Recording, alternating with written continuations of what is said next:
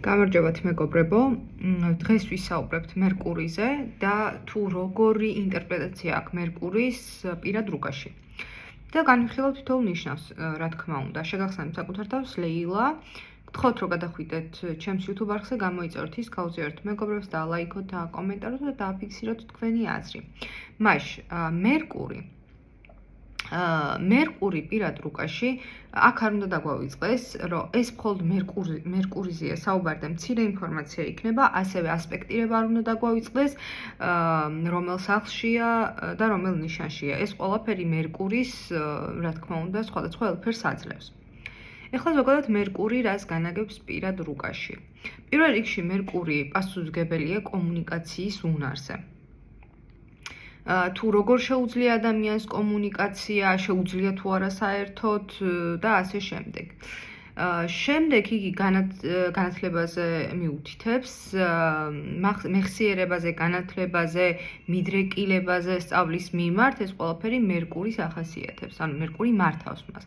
ასევე მერკური განაგებს ტრანსპორტებს, შესაბამისად ესეც პირად რუკაში ძალიან მნიშვნელოვანია. ზოგადად ყველა პლანეტა არის ძალიან მნიშვნელოვანი, ყველა პლანეტის განლაგება.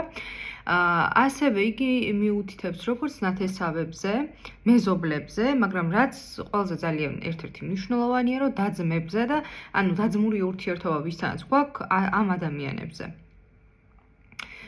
და შესაბამისად მათი განლაგება სხვადასხვა ნიშნებში სხვადასხვანაირად ახასიათებს ადამიანს. მაგალითად, რომელიღაცა ნიშანში, როცა არის ადამიანი, ხვდებით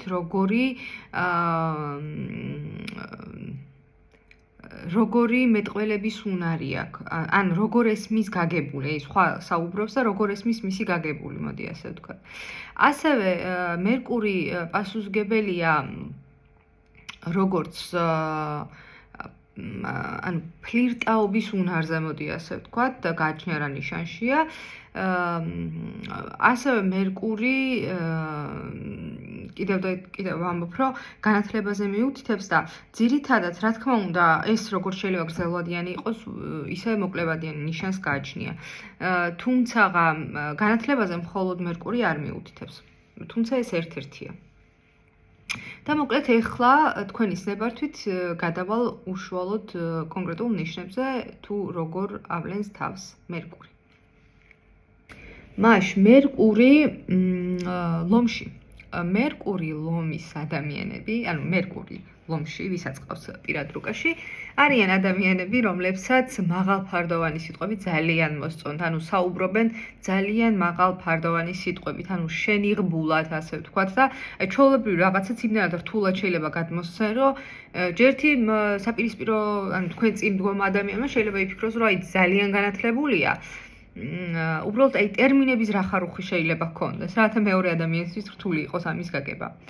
თბილად საუბრობენ სხვადასხვა მერკური ლომში ადამიანები, ანუ რაღაც ისეთ საყვარელოთი და ასე შემდეგ, ძალიან თბილები არიან ამ შემთხვევაში. ეს მათთვის იმის გარანტია, რომ თქვენ მათ როგორც ვაუ პიროვნებად აღიარებთ, მოდი ასე ვთქვათ. თუმცა იმას არ ნიშნავს, რომ ამას შეიძლება გაუაზრებლად უბრალოდ ესე უნდა და აკეთებს, უბრალოდ უფრო სიღრმისეულად თუ შევეხებით ამას. მერკური ლომში არიან ადამიანები, რომლებიც ძირითადად განათლების კუთხით ირჩევენ ისეთ საქმიანობას, რაც შეიძლება განსხვავებული იყოს, ან რაშიც შეიძლება რომ იბრძყინონ. და იმ ყველაზე რომ მათზე უნდა ისაუბროს რა.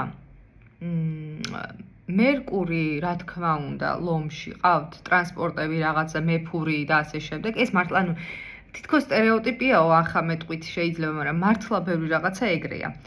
და რატო განსხვავდებიან ახლა ერთი და იგივე ნიშნები?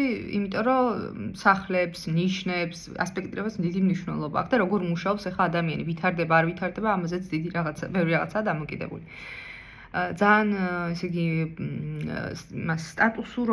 სტატუსურობას რა კუთხით, ისიც აი დიზაინს და ხალხში რომ ესეთი დიზაინერული რაღაცები შეიძლება ჰქონდეთ და აი ამით ხალხი მოხიბლოს, ასე ვთქვათ რა, რომ აი ხალხმა მასზე ისაუბროს, მოდი ასე ვთქვათ. მოკლედ ძალიან ბევრი თქმა შეიძლება, მაგრამ დროში ახლა ვეღარ ვეტევი და უნდა დაგემშვიდობოთ, სხვა დროს კიდე გავაგრძელებთ.